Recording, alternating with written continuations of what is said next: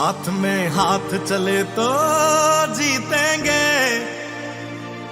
हम साथ चले तो जीतेंगे। हाथ में हाथ चले तो जीतेंगे, जीतेंगे सारे दावे सारे वादे जीतेंगे।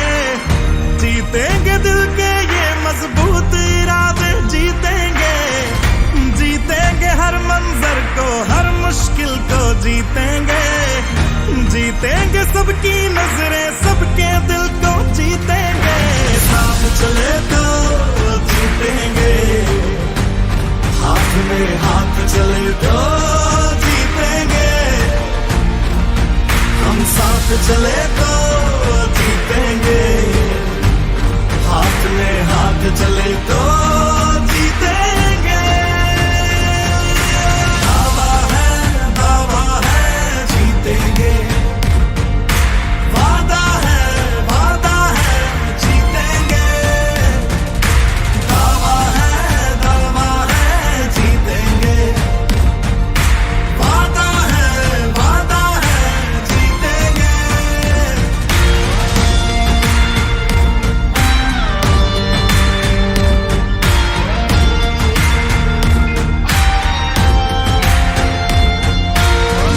तुम्ही म्हणताय दोन टर्म झाले इलेक्शनच्या, आता 15 वर्ष झाले.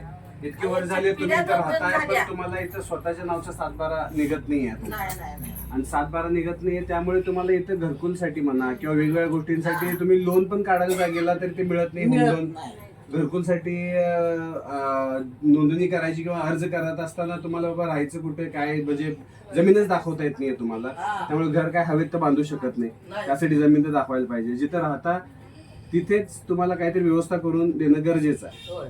आता ही होत नाही, ही तुमची सर्वात मोठी अडचण आहे. काय प्रॉब्लेम आहे बरं, हे असं का होतंय त्याचं कारण म्हणजे तुम्ही जाणून घ्यायचा प्रयत्न केला असेलच की यांना तुमचं मतदान वर्षोनुवर्ष निवडून यासाठी हवंच आहे. आणि तुमच्या ज्या अडचणी आहेत त्या अडचणी जर आहे तशा ठेवल्या तरच तुम्ही यांना मतदान करत राहणार असं यांना वाटतंय. त्याला म्हणतो आपण ब्लॅकमेल. तुम्ही हे केलं तर आम्ही हे करणार, तुम्ही हे केलं तर हे करणार. तुमच्या अपेक्षा काय, जमीन नावावर करा, बरं तुमच्या नावावर जमीन करतो त्याच्यावर पहिलं मतदान करा मला. ही जी काही गोष्ट आहे ना त्याला आपण म्हणतो ब्लॅकमेलिंग करणं. मी असं बोलत नाही ब्लॅकमेलिंग करणं म्हणजे ब्लॅकमेलिंगच करतात, पण प्रॉब्लेम काय आहे, जर एखादं दिलेलं वचन जर निभावता येत नसेल तर ते द्यायचंच नाही. बरं ते देण्यासाठी काही प्रयत्नही दिसत नाही की बाबा काय मी प्रयत्न करायला लागलोय पण तुमच्या नावावर होत नाही, असं काही तर होणार नाही ना. प्रयत्न केले तर होणार नावावर तुमच्या, प्रत्येकाच्या नावावर बाबा करायचं. जर बाबा मनापासून प्रयत्न केला, आता मी मालक आहे, माझी जमीन तुम्हाला द्यायची आहे, माझ्या जर मनात असेल खरंच द्यायचं आहे म्हणजे खरंच नियत चांगली असेल तर देणारच की. जर द्यायची नियत नसेल तर कसं देणार मी तुम्हाला जमीन. आणि तुम्हाला जमीन दिल्यानंतर तुम्ही मला मतदान करशील याची गॅरंटी काय, ही पण एक विचार करण्यासारखी गोष्ट आहे.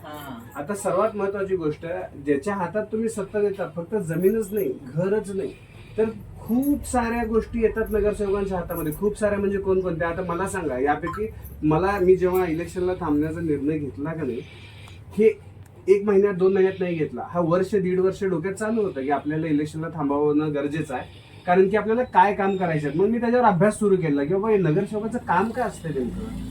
तर महानगरपालिकेमध्ये वेगवेगळे विभाग आहेत.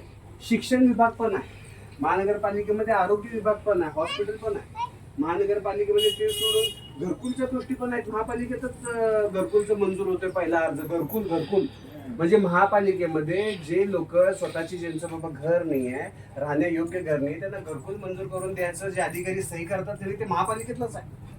आता ह्या गोष्टी तुमच्यापर्यंत पोहोचवत नाहीत का, पोहोचवल्या तर तुम्ही हक्क मागणार. बरं हक्क मागितला तुम्ही तर तुम्हाला ते द्यावं लागेल.